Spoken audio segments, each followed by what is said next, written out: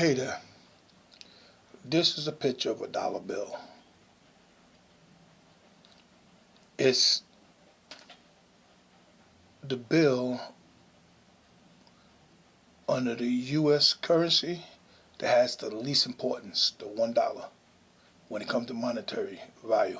Every other bill is larger than that, paper-wise. And it's the bill that, this dollar bill is the bill that poor folks are most familiar with. So if you dig in the pocket, you dig in your pocket, you pull out $1. When you run to people in front of the stores, yeah, you got $1, you got $1. They ain't got the $5 and $10 and $20 and $50 and $100 bills yet. Y'all beg you $1 because it's the dollar we're used to seeing. And the dollar has this particular president on it. So we carrying this president around in our pockets more than any other presidents. And incidentally, he's George Washington, the first president of the United States. But if we look at the history of it, we start understanding the dynamics of white supremacy and racism. Because George Washington was the first president, elected as the first president of the United States. And that being the case, he also was the force behind, well, the overseeing force behind the Constitution being drafted. He's also, the driving force behind the White House being built and being dubbed the White House. But I know another dollar bill also that was similar in stature and importance, and that was the food stamp $1 bill. And hustlers lived off that because the government would issue the dollar bills, right, food stamps, and just like the regular dollar bill, the U.S. currency, if you went into the store and spent $1, they had to give you back coins, change. So if you took a food stamp into the store back then and bought, like, for example, a pack of now layers for I don't know, 5 cents, they had to give you back 95-cent change. Why? Because there was no food stamp coins. So the hustler said, wait a minute, I can get dollar for dollar if I liquidate these food stamps. But the government came along and nipped all that in the bud. Now any change you get, it'll be on a card. So technically, theoretically, any money that's given to you by the government through the advent of SNAP or food stamp is out there in cyberspace with your name attached to it. So the coins never touch your hands. So remember, nobody hustles better than the government. But anyhow, back to this guy here. George Washington was not only the first president, he owned slaves. And I recall one event, I think the historian was J. Rogers. He noted how George Washington one evening gave a slave a note to go to another plantation. And when the slave ran to the other plantation slave master kept him and sent back a keg of molasses. Now, had the slave been able to read and write, he would have understood that he was being sold for the value of a keg of molasses. See? That's why it's important to learn how to read and write. Because had he knew how to read and write, he would have read that note, pulled one side, read it, and said, yo, what this man up to? And he probably would have kept going. And probably would have found the Underground Railroad mounted up north somewhere. But anyhow, get back to the point. George Washington is the father of the founding fathers of the United States of America. And I think the founding fathers are on that somewhere out there in the Midwestern states, Mount Rushmore, I believe. I think it's like 4 presidents. They're dubbed as the founding fathers, and he has to be one of them because he's the father of the founding fathers, the first president of the United States. And he owned slaves, right? And he was the president that was in office when the White House was built. Now let's look at this. I'm hearing folks, and I'm seeing on the social media, my timeline, folks want to tear down statues, desecrate statues, turn them over because of racism and the dynamics of white supremacy, saying, well, these statues represent this, that, and the other thing. Cool. But there's not a monument in the United States of America that support racism and white supremacy more so than the White House. Look at it, the White House. And when it was dubbed the White House, remember, African Americans were not even considered human beings. We was property of the whites. So it isn't that our rights was being considered because we had no rights that Europeans was bound to respect because we was Africans right? We was kidnapped. We was over here in a foreign land, right? And we were their slaves. I say we because these was my ancestors. All right. And so we had no rights, just like the Indians, the Aboriginals that was here, that was decimated and put in little areas for to be federally funded by the government. Who originally owned the land. So anybody had more of an argument than us, or do anybody who would have more of an argument than us would be the Aboriginals here, the Indians, the Taino, the Indians over here, because their plight is worse than ours. But then again, not worse than ours because they was here. We was born here under hardships.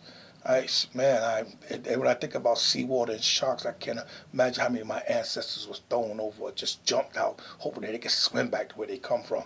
So yes, our hardships are similarly plighted, but it's a whole lot of, differentiation between the hardship. But hardship is indeed hardship. But back to this cat here now. When the White House was first built, it was, I think, history reflects that it was called the White House because the foundation was a certain type of stone, alabaster or something, that reflected that when you look at it from afar, it looked white. So it gained the nickname the White House. But I think the French, no, the British, not the French, I think the British, if my history serves me correct, burnt down the White House and it was rebuilt. All while George Washington was the president of the United States. And this time, when it was rebuilt, and the paint slapped on it was white, it was called the White House. So it started as a nickname, stuck. And we know nicknames can have like negative connotations. For example, if you run into a cat named Slick, if he's 30, 40, 50 years old, and he had that name from, so he was 13 and 14, imagine being called Slick 20, 30 years, 40 years. Sooner or later, you're going to start taking on the characteristics of being slick if you're not careful. That's just how it is. So you have an argument, if we have an argument, if anybody have an argument with a statue or a monument, having racist connotations attached to it, then you must have an argument at the White House. Because look at the name of it, White House. And for a couple of hundred years, it's been named this. So all the Europeans that came over here, and all the Europeans, the families of the founding fathers that lived in there and instituted all the social institution and laws and decrees from federal statutes down to state level, was all these laws was mandated by folks coming out of this White House who had no reason to respect us African Americans, because we wasn't considered human beings, not until the 13th Amendment at least. And subsequent to that, right up to this date, there are issues, profound issues, because the heart of the matter of white supremacy and racism here in America is tied to the White House, being called the White House. I think that it should be called, I think that some paper should be put together, just like folks trying to get the president orange here, Trump, just like the people trying to get Trump out of office and impeach him. I think the same type of zeal and zealousness should be put together to name the White House other than the White House, because it wouldn't have no instant effect on people. But imagine if it was named something other than color. Because color is at the heart of the problems here on the planet right now. And it's funny because Africans we wasn't conscientious of color. Color is something that Europeans making us aware of, because it's like they have a problem with color due to lack of color. And I think Frances Quest Westling, she recently passed, she goes heavy into that. And that's outside the scope of these few words I'm trying to elaborate on here. But yeah, I think that the White House should be named something other than the White House, so that after 2 or 3 generations, our youth that are lost, because our youth are lost, the aftermath of all what's been going on for the last couple hundred years, we're, as African descendants of African Americans here in America, we're in a world of hurt, man. We have no ties. The elders have no ties with the youth in this, and this ain't no coincidence. It's by design. It's a systematic perpetuation that's germinating from hundreds of years ago, that's coming into fruition now. So it ain't no happy-go-lucky perchance thing. All right, and I think it has to be it had to start to be nipped in the bud. And one of the aspects, non-violently, is to change the White House from the White House. Name it something else. If you got to go through Congress or have a bill passed, I don't know how the politics go, make some type of movement to have the White House name something else. So after 10, 15, 20 years, if America is still standing, hasn't burnt down due to the dynamics of white supremacy and racism, you know, the the psychology of the name will start changing from white, white, white, white, and little white kids won't be growing up thinking that they're superior because by birthright, and people of color won't start saying they will stop saying, well, damn, that's the White House. What can I beg for? You see, what will they give us? We can't. We won't approach it from like a subservient aspect. So I think it's very important that the White House has to be named something else, especially in light of the fact that prior to this president here, who's exciting the Klansmen to come out in mass and to march down Main Street now. You see, all this is the aftermath of a black family being in the White House for 2 consecutive terms, right? With no discrepancies, with no blemishes on their record. It was like, it's phenomenal knowing that their lifestyle was under a microscope for the 8 years they was in that house. No conflict came out of it. And you got the blue blood diehards that was praying for discrepancy to come out of it so they can expose it and get them out of it, and it didn't happen.